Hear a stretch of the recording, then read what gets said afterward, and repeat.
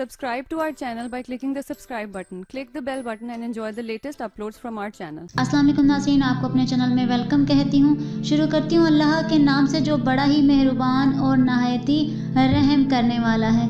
अस्सलातु वस्सलामु अलैका या रसूलल्लाह व अला आलिका व सहाबिका या हबीबल्लाह। नाज़रीन, आज की इस वीडियो में मैं आपको सूरह अल बकरा की आयत नंबर 154 से तर्जमा और तफसीर बताऊंगी। तो वीडियो का आगाज़ करते हैं। और जो अल्लाह की राह में मारे जाएं, इन्हें मुर्दा ना कहो, बल्कि वो जिंदा हैं, लेकिन तुम्हें इसका शाऊर नहीं। वला ताकुलू लिमन युक्तालू फी सबीलिल्लाहि अमवातुन, और जो अल्लाह की राह में मारे जाएं, इन्हें मुर्दा ना कहो।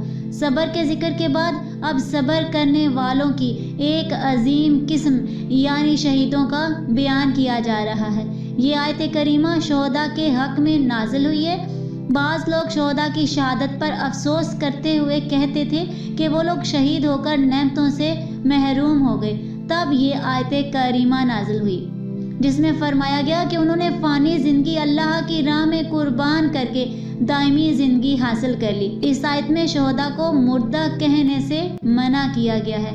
ना ज़ुबान से इन्हें मुर्दा कहने की इजाज़त है और ना दिल में इन्हें मुर्दा समझने की इजाज़त है। जैसा कि एक और मकाम पर फरमाने बारी ताला है सूरह अल इमरान की आयत नंबर 169 में, जिसका तर्जुमा ये है, और जो अल्लाह की राह में शहीद किए गए हरगिज़ इन्हें मुर्दा ख्याल ना करना, बल्कि वो अपने रब के पास जिंदा हैं, उन्हें रिस्क दिया जाता है। मौत के बाद अल्लाह शहुदा को जिंदगी अता फरमाता है। इनकी रूहों पर रिस्क पेश किया जाता है, इन्हें राहतें दी जाती हैं, इनके अमल जारी रहते हैं, इनका अजर सवाब बढ़ता रहता है। हदीस शरीफ में है कि शहुदा की रूहें सब्ज परिंदों के बदन में जन्नत की सैर करती और वहाँ के मेवे और नेमतें खाती हैं। हज़रत अनस बिन मालिक रज़ी अल्लाह अन्हु से रिवायत है कि नबी करीम सल्लल्लाहु अलैहि वसल्लम ने इरशाद फरमाया, अहले जन्नत में से एक शख्स को लाया जाएगा तो अल्लाह उससे फरमाएगा, है इब्ने आदम, तूने अपनी मंजिलो मकाम को कैसा पाया? वो अर्ज़ करेगा, है मेरे रब, बहुत अच्छी मंजिल है। अल्लाह फरमाएगा, तू मांग, कोई तमन्ना कर। वो अर्ज़ करेगा, मैं तुझसे इतना सवाल करता हूँ कि तू मुझे दुनिया की तरफ लौटा दे और मैं 10 मरतबा तेरी राह में शहीद किया जाऊँ। वो ये सवाल इसलिए करेगा कि इसने शहादत की फजीलत मुलाहिजा की होगी। शहीद वो मुसलमान मुतकफ तायर है जो तेज़ हथियार से जुल्मन मारा गया हो और इसके कत्ल से माल भी वाजिब ना हुआ हो, या मारकाए जंग में मुर्दा या ज़ख्मी पाया गया और उसने कुछ आसाइश ना पाई। इस पर दुनिया में ये हकाम है कि ना उसको गुस्ल दिया जाए ना कफन, इसे इसके कपड़ों में ही रखा जाए। इस तरह इस पर नमाज पढ़ी जाए और इसी हालत में दफन किया जाए। बाज़ शोहदा वो हैं कि उन पर दुनिया के ये हकाम तो जारी नहीं होते, लेकिन आखिरत में उनके लिए शहादत का दर्जा है। जैसे डूबकर या जलकर या दीवार के नीचे दबकर मरने वाला तालिबे इल्म और सफरे हज गर्ज राय खुदा में मरने वाला, ये सब शहीद हैं। हदीसों में ऐसे शोहदा की तादाद 40 से ज़्यादा है। मुकम्मल तफसील के लिए नाज़रीन बहार शरीयत हिस्सा 4 मुलाजा फरमाइए। वकिल्ला ताशुरून, लेकिन तुम्हें इसका शाऊर नहीं, यानी ये बात तो कती है कि शोहदा जिंदा हैं, लेकिन इनकी हयात कैसी है इसका हमें शाऊर नहीं। इसलिए इन पर शरई हकाम आम मैयत की तरह ही जारी होते हैं, जैसे कब्र, दफन, तकसीम मिरास, इनकी बीवियों का इद्दत गुजारना और इद्दत के बाद किसी दूसरे से निकाह कर सकना वगैरह। आयत नंबर 155, और हम ज़रूर तुम्हें कुछ डर और भूख से और कुछ मालों और जानों और फलों की कमी से आजमाएंगे और सब्र करने वालों को खुशखबरी सुना दो। वला नबलू वन्नकुम, और हम तुम्हें ज़रूर आजमाएंगे। आजमाइश से फर्मा बरदार और नाफरमान के हाल का जाहिर करना मुराद है।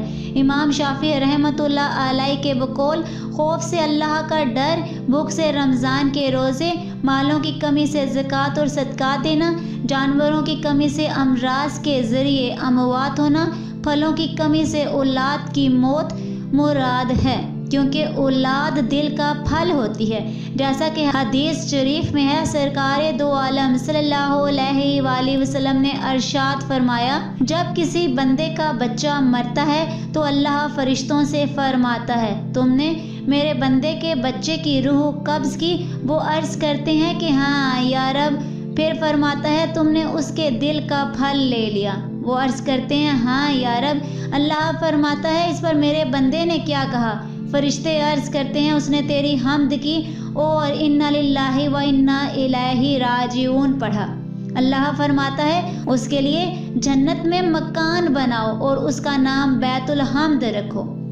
یاد رہے کہ زندگی میں قدم قدم پر آزمائشیں ہیں۔ اللہ اپنے بندوں کو کبھی مرض سے، کبھی جان و مال کی کمی سے، کبھی دشمن کے ڈر اور خوف سے، کبھی کسی نقصان سے، کبھی آفات اور بلیات سے، کبھی نت نئے فتنوں سے آزماتا ہے۔ اور راہ دین اور تبلیغ دین تو خصوصاً وہ راستہ ہے جس میں قدم قدم پر آزمائشیں ہیں۔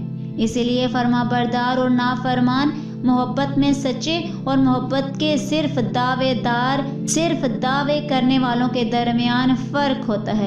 حضرت نوح علیہ السلام پر اکثر قوم کا ایمان نہ لانا، حضرت ابراہیم علیہ السلام کا آگ میں ڈالا جانا، فرزند کو قربان کرنا، حضرت ایوب علیہ السلام کو بیماری میں مبتلا کیا جانا، ان کی اولاد اور اموال کو ختم کر دیا جانا، حضرت موسیٰ علیہ السلام کا مصر سے مدین جانا، مصر سے ہجرت کرنا، حضرت عیسیٰ علیہ السلام کا ستایا جانا اور انبیاء کرام علیہ السلام کا شہید کیا جانا، یہ سب آزمائشوں اور صبر ہی کی مثالیں ہیں، اور ان مقدس ہستیوں کی آزمائشیں اور صبر ہر مسلمان کے لیے ایک نمونے کی حیثیت رکھتی ہیں۔ لہٰذا ہر مسلمان کو چاہیے کہ اسے جب بھی کوئی مصیبت آئے، وہ کسی تکلیف یا اذیت میں مبتلا ہو تو صبر کرے اور اللہ کی رضا پر راضی رہے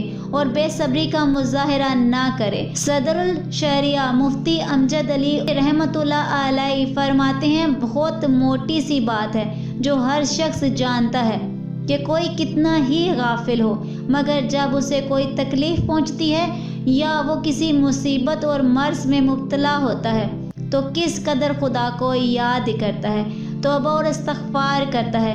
اور یہ تو بڑے رتبے والوں کی شان ہے کہ وہ تکلیف کا بھی اسی طرح استقبال کرتے ہیں جیسا کہ راحت کا استقبال کرتے ہیں، مگر ہم جیسے کم سے کم اتنا تو کریں کہ جب کوئی مصیبت یا تکلیف آئے تو صبر و استقلال سے کام لیں، رونا پیٹنا کر کے آتے ہوئے ثواب کو ہاتھ سے نہ جانے دیں۔ اتنا تو ہر شخص جانتا ہے کہ بے صبری سے آئی ہوئی مصیبت جاتی نہ رہے گی، پھر اس بڑے ثواب جو کہ حدیث میں بیان کیا گیا ہے سے محرومی دوہری مصیبت ہے۔ اور کثیر حدیث میں مسلمانوں پر مصیبت آنے کا جو ثواب بیان کیا گیا ہے، ان میں سے چند حدیث یہ ہیں۔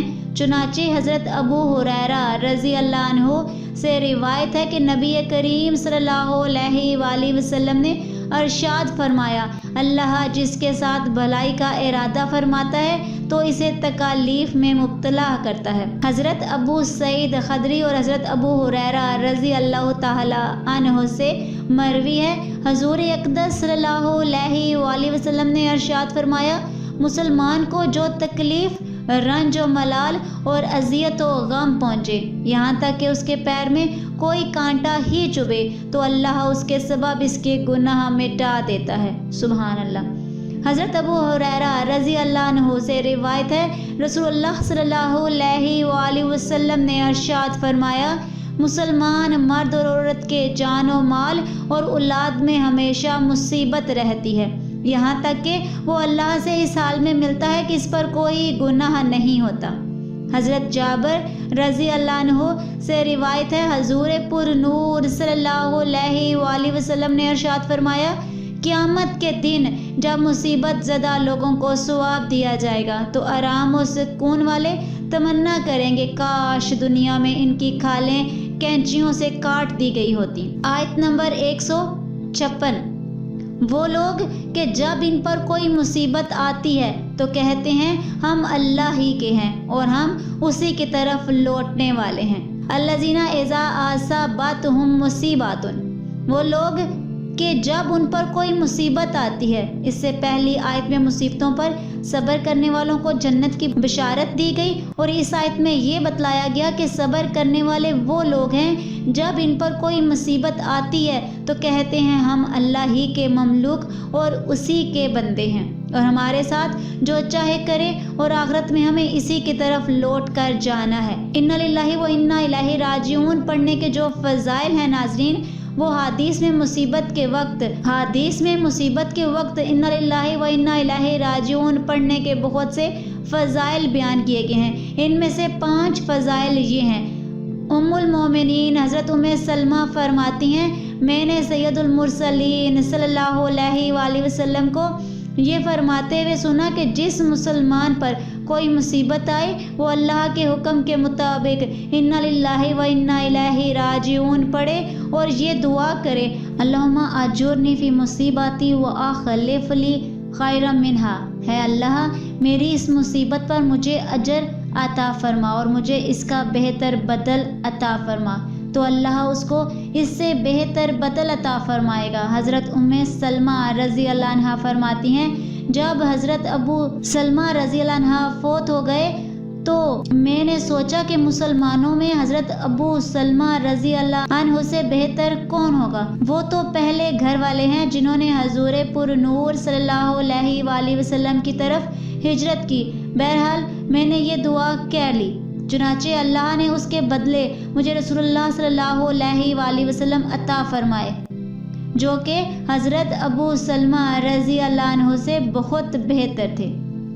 حضرت امام حسین بن علی رضی اللہ عنہ سے روایت ہے حضور پر نور صلی اللہ علیہ وآلہ وسلم نے ارشاد فرمایا جس مسلمان مرد یا عورت پر کوئی مصیبت پہنچی اور وہ اسے یاد کر کے انا للہ و انا الیہ راجعون کہے، اگر مصیبت کا زمانہ دراز ہو گیا ہو تو اللہ اس پر نیا ثواب عطا فرماتا ہے اور ویسا ہی ثواب دیتا ہے جیسا اس دن دیا تھا جس دن مصیبت پہنچی تھی۔ ایک مرتبہ نبی کریم صلی اللہ علیہ وآلہ وسلم کا چراغ بجھ گیا تو آپ نے انا للہ و انا الیہ راجعون پڑھا۔